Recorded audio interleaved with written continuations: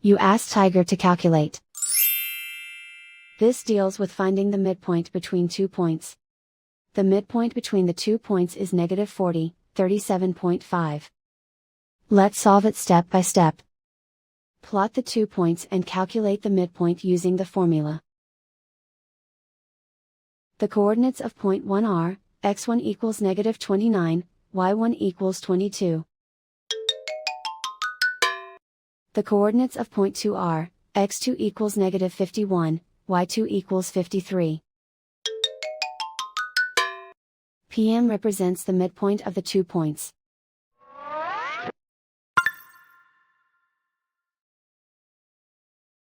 Use the x values in the midpoint formula to find the midpoints x.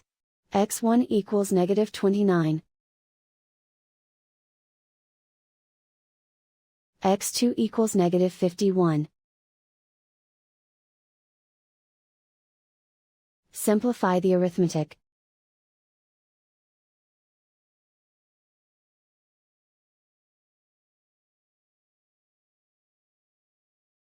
Use the y values in the midpoint formula to find the midpoints y. y1 equals 22. y2 equals 53. Simplify the arithmetic.